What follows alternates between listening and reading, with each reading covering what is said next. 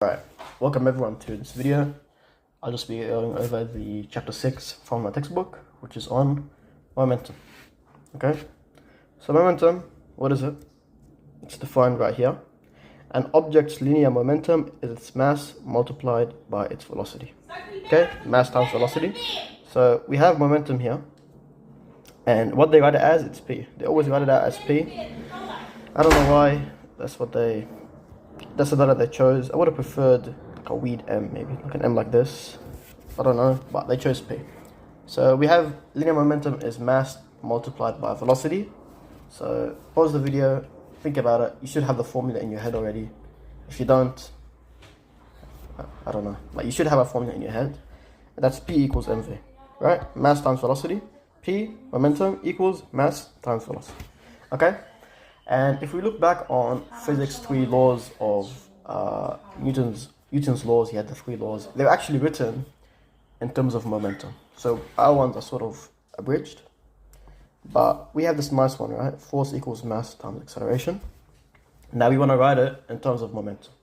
So you can have a go right now, pause the video and try to figure it out.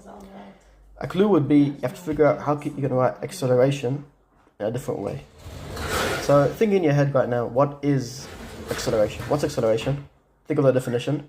Acceleration is the rate of change of the velocity.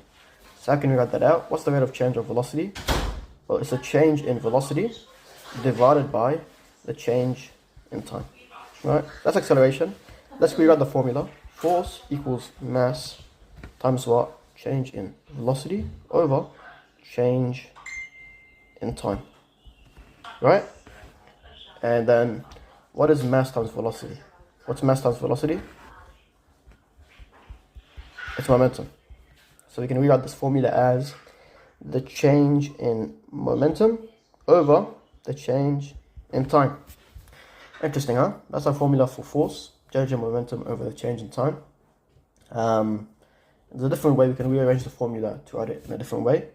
How can we, if we make the change in momentum the subject, what's the change in momentum equal to? It's equal to force times the change in time. And now this sort of rearrangement of the formula, this is called the impulse. I'm not sure why they have this. Let's go back to the textbook. Just written it down here. On the basis of the connection between force and momentum, we'll define a new quantity, the impulse. The impulse is the name given to the change in the momentum and is thus given by this expression, right? So this is the impulse. Come on. And we have this other thing about impulse. The longer the interaction time, the greater the impulse. And they give you this table, right?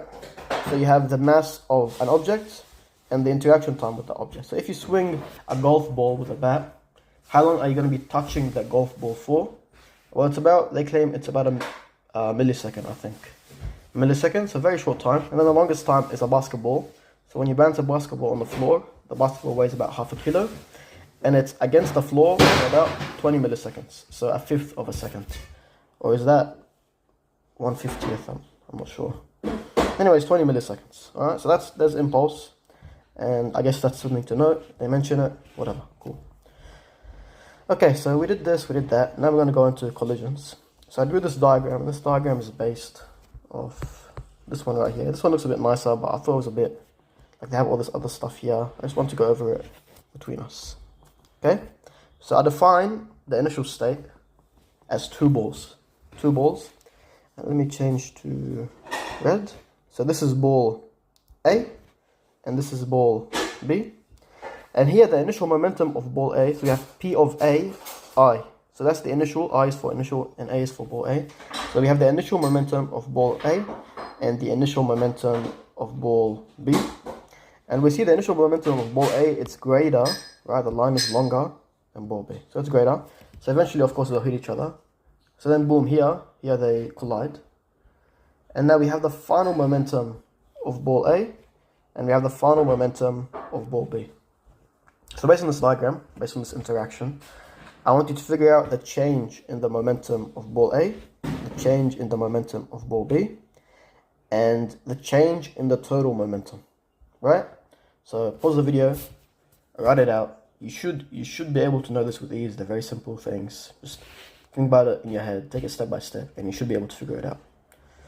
Okay, I'm gonna work them out now. I'm gonna go back to the blue pen. What is the change in the momentum of ball A? Well, ball A only had two sort of states, right? It had the final momentum and the initial momentum. And how do we find change? It's final minus initial. So this equals the final momentum of ball A minus the initial momentum of ball A. Okay, the same thing for the second ball. So it's the final momentum of ball B minus the initial momentum of ball A. And what is the change in momentum of everything? It's 0, right? Because initially the net momentum is some amount, and afterwards it's that same amount, because there's nothing, of course, I should have mentioned, I guess, that we're operating on a frictionless surface, but there's nothing preventing the energy from being lost, right? The energy is being conserved, so the change in the momentum between both states is 0. So moving on, we have collisions, and we've got sort of two types of collisions. We've got elastic collisions and inelastic collisions. Now, whenever we have a collision, momentum, it's always conserved, right? Unless there's external forces acting on the body, like friction or gravity or whatever. But when you have an elastic collision, when it's elastic, the kinetic energy is also conserved. So what is kinetic energy? It's like, friction, how friction dissipates energy, or how when the body is hit, some energy is converted into sound energy and some energy is converted into heat. Alright, this kinetic energy is conserved when you have an elastic collision. And then inelastic collision is, of course, when kinetic energy is not conserved. So some of the energy is lost to like heat or sound or whatever. And then inelastic collisions have also like a sort of subtype, and these are called sticky inelastic collisions. Sticky meaning it's actually very straightforward. Imagine you have like two sticky balls, right? They hit each other and they actually stick to each other. So that's some sort of an elastic collision, right? Just interesting. Keep it in mind. And now we'll be doing a diagram on elastic collisions. So this time, before the balls were going in the same direction, this time they're going in opposite directions. And we define this collision to be elastic, meaning what? I just said it. Kinetic energy is conserved, so we don't lose energy to heat or sound or whatever. So this diagram is, if you just want a neater one, this diagram is from this one. Actually, we can just use this one, I guess. Okay? Or no, let's just use my one. Okay? So we've got ball A, this one, I'll use red this time. We have ball A, and it's traveling to the right. It has mass m1 and this initial velocity. So the initial velocity of ball A, it just has initial velocity, and we define it as the initial velocity of ball A. It's traveling right. And then we have ball B with mass m2. It's traveling to the left with initial velocity vbi. Okay, and they collide. They hit each other. What happens? The momentum of ball A. Sorry, not momentum. We have the final velocity of ball A. It's this time it's traveling to the left, it has its final velocity, and M2 has its final velocity traveling to the right. So they hit each other, and they ended up going in opposite directions. So based on this, I want you to figure out the net initial momentum. What is the initial momentum of the whole system? What is the final momentum of the whole system? And if we subtract the initial momentum from the final momentum, what's the result? So pause the video, think about it, and try to figure it out. Okay, so I'll work it out for you. What is the initial momentum? Well, we've got two, right? We have the initial momentum of ball A and the initial momentum of ball B. To figure out the net initial momentum, we just add them up. So what is the momentum of ball A initially? Well, momentum is mv, p equals mv. So it's m1 times vai, right? And that's also plus m2 vbi. Okay, very simple. What is the final momentum? So same thing, m1. This time it's the final velocity of ball A plus m2, the final velocity of ball B. And now what is the initial momentum minus the final momentum? Well, just like the example I just did before, the initial momentum equals the final momentum because we're operating in an elastic collision, right? So kinetic energy is not lost. The momentums will be equal. So Pi minus Pf equals 0. Okay, so from there we can form an equation. We'll just combine 1 and 2. We just said Pi minus Pf equals 0. Otherwise Pi equals Pf. Right, so let's do that.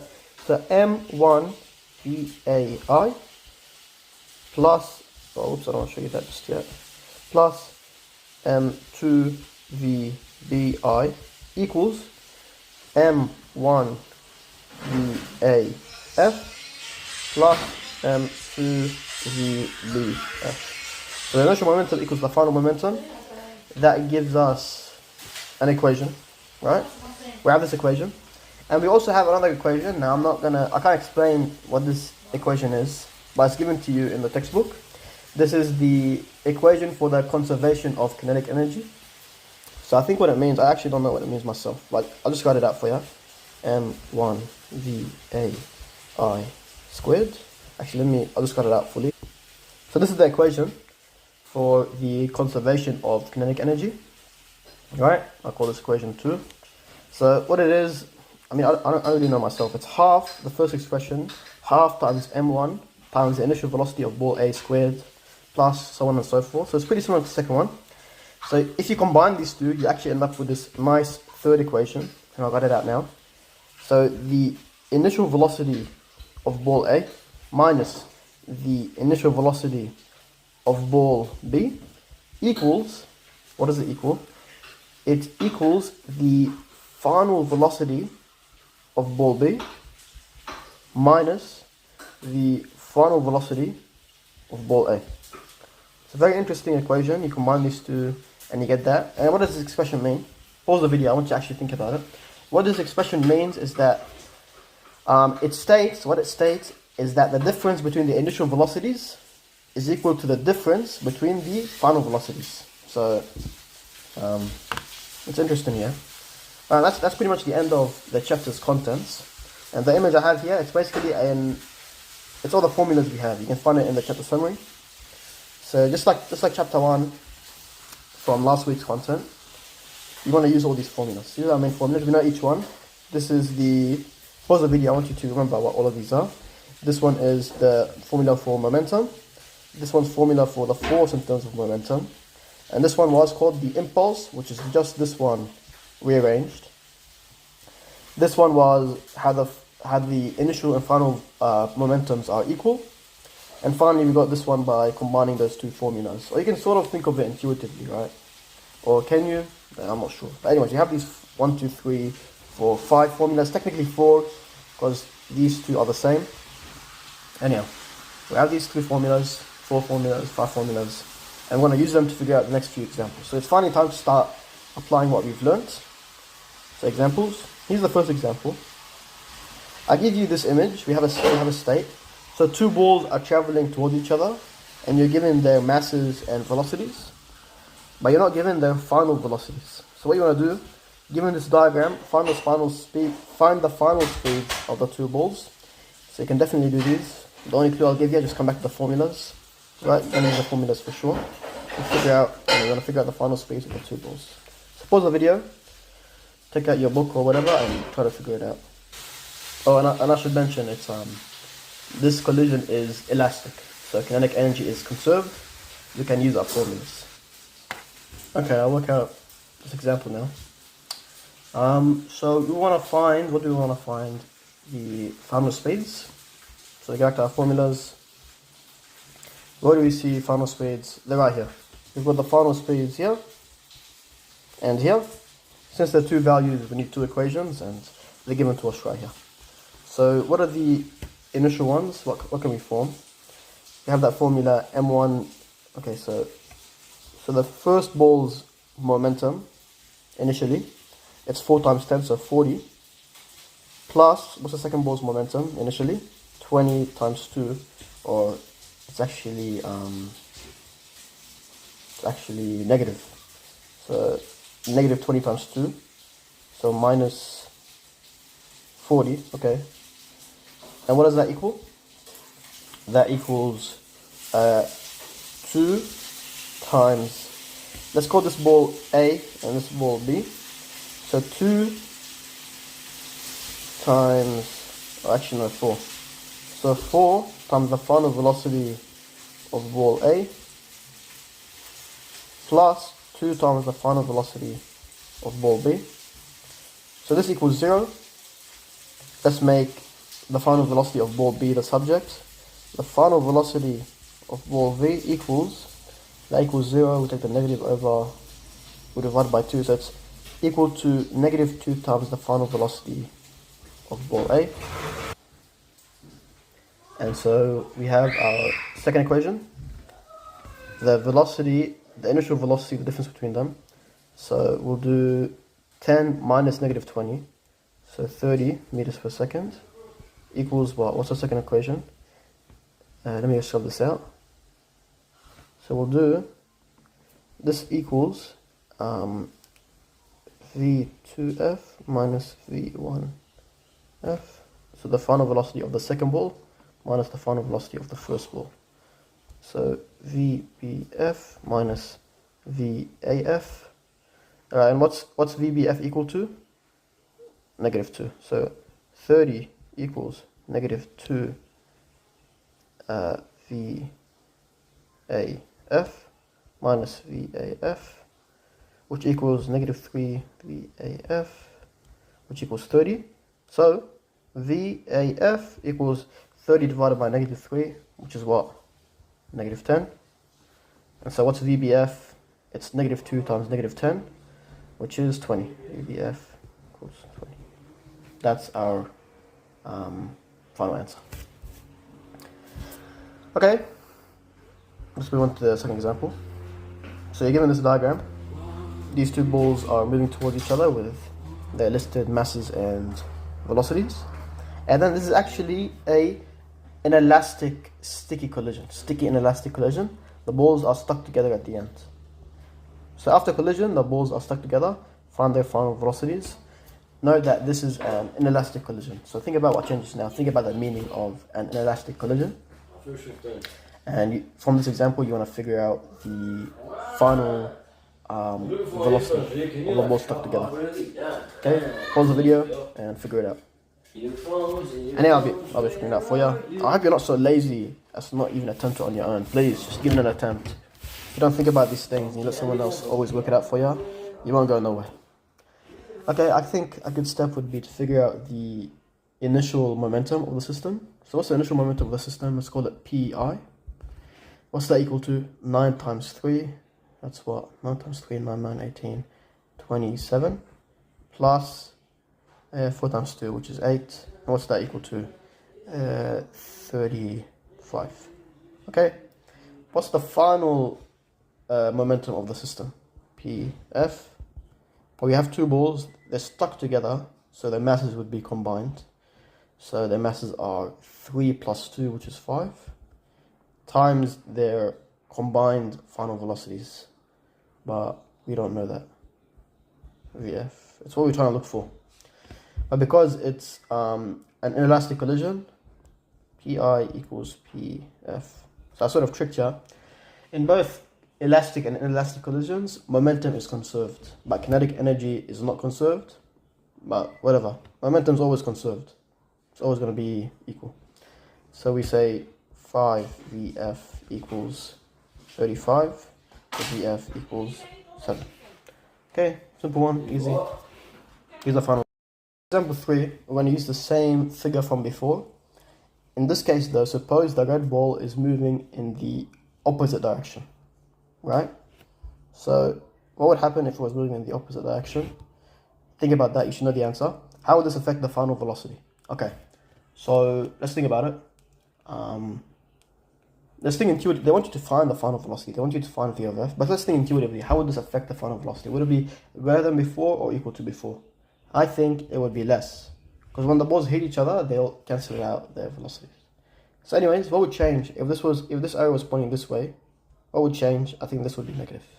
Alright, so we want to find the initial momentum. Pi equals m1 v1i plus m2 v2i, which equals what?